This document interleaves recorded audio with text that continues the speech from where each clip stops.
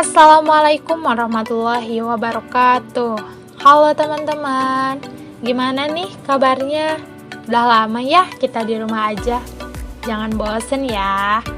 Oh iya, selama di rumah aja pasti kalian tidak hanya rebahan kan? Setidaknya lihat-lihat informasi perkembangan negeri kita di media-media yang telah tersedia. Apalagi media sosial. Oh iya, ngomong-ngomong berbicara tentang informasi, kalian pasti sudah tidak asing lagi kan dengan bullying, fitnah, hoax, yang dimana semua itu sangat mudah dilakukan tanpa kita sadari. Terutama di media sosial nih, semua bisa menuangkan pendapatnya dan mengomentarinya tanpa dipikir terlebih dahulu. Kejam banget kan? Nah, teman-teman, bagaimana nih kita sebagai seorang muslim menyikapi bullying dan berita hoax yang telah terjadi dan sangat mudah didapatkan di media sosial khususnya?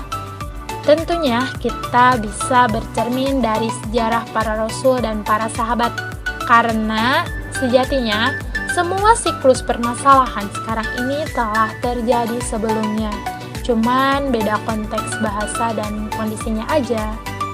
Oke teman-teman, ada sikap sejarah yang paling keren nih, yang harus kita tiru kalau kita melihat fitnah atau mendengar fitnah di sosial media atau dimanapun itu, yaitu sikap sejarah yang dicontohkan oleh keluarga Abu Ayyub Al-Ansori, sahabat Nabi dari kaum Ansor yang pertama masuk Islam, yang dimana rumahnya ini dulu dipakai untuk membangun Masjid Nabawi.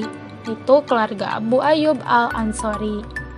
Suatu ketika terjadi fitnah tentang Aisyah dan Sofwan selingkuh. Abu Ayyub waktu itu pulang ke rumah lalu bertanya kepada istrinya. Kalau bahasa kitanya mah gini ya, gak nyangka ya Aisyah sama Sofwan selingkuh, kata Ayyub.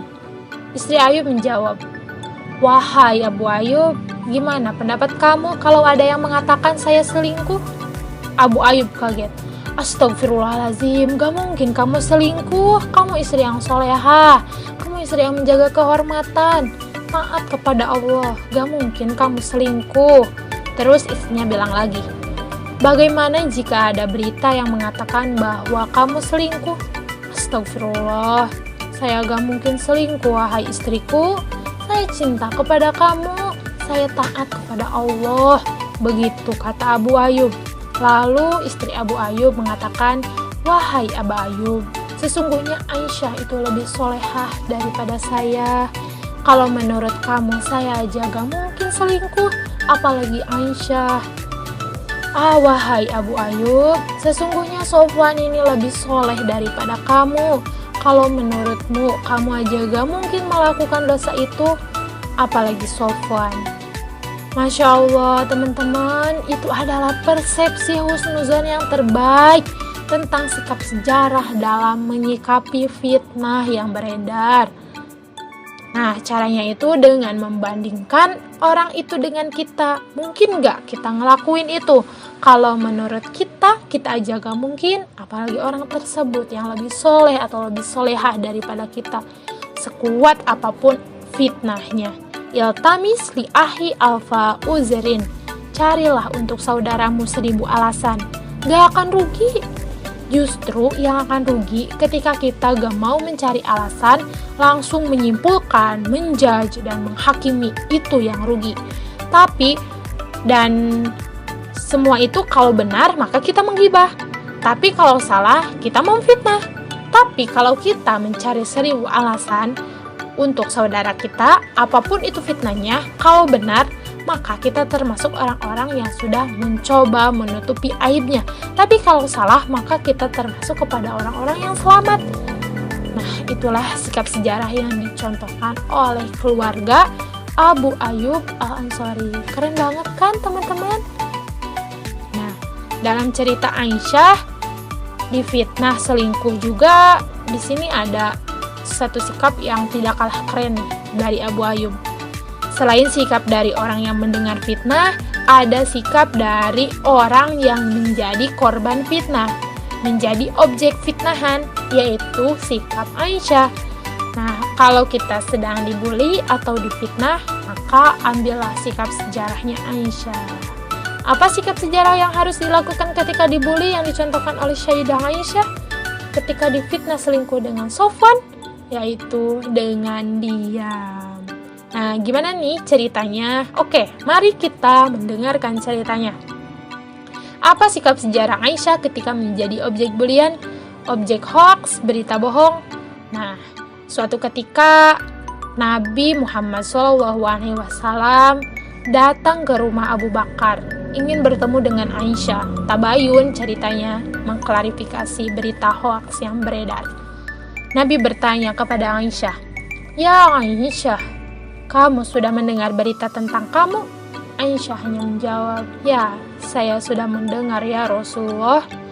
"Terus bagaimana pendapatmu wahai Aisyah?" kata Rasulullah. Aisyah hanya menjawab, "Ya Rasulullah, kalau saya bilang berita itu bohong, mungkin Nabi tidak akan percaya. Padahal Allah Maha tahu berita itu bohong. Kalau saya bilang berita itu benar, Allah Maha tahu saya tidak melakukannya.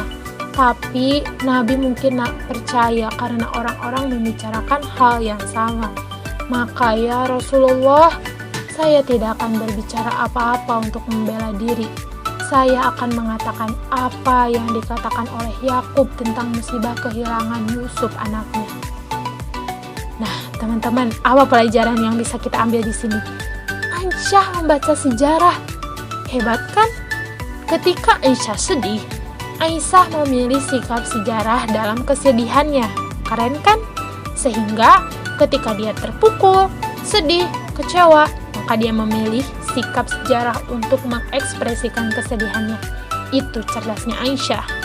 Apa sikap sejarahnya? Sikap yang pernah ditunjukkan Nabi Yakub ketika tahu berita Yusuf dimakan oleh serigala dari kakaknya Yusuf.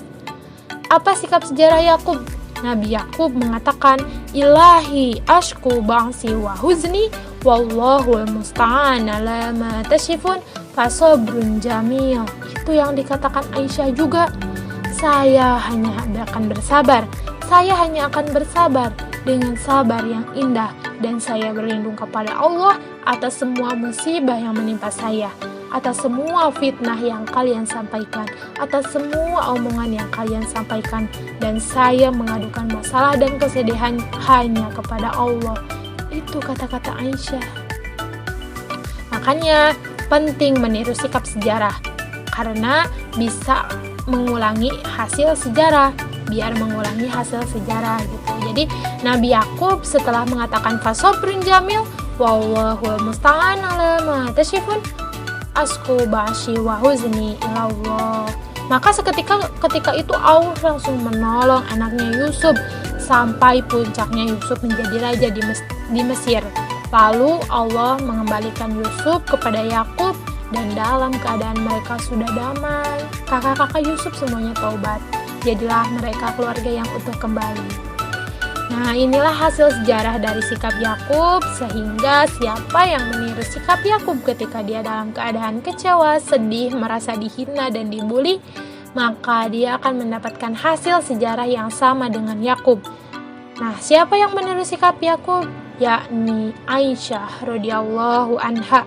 Sehingga ketika Aisyah mengatakan fasobrun jamil wallahu musta'an ala ma tasifun asku ba'si wa huzni ilallah, sabar saya adalah sabar yang indah, dan saya berlindung kepada Allah atas semua tuduhan kalian, dan saya hanya akan mengadukan kepada Allah saja keluh kesah dan kesedihan saya.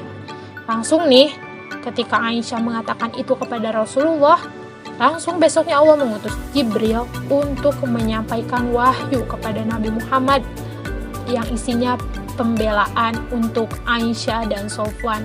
Maka diturunkanlah wahyu 1 halaman penuh surat An-Nur yang isinya adalah pembelaan untuk Aisyah dan Sofwan. Allah langsung bela Aisyah yang diabadikan dalam Al-Quran.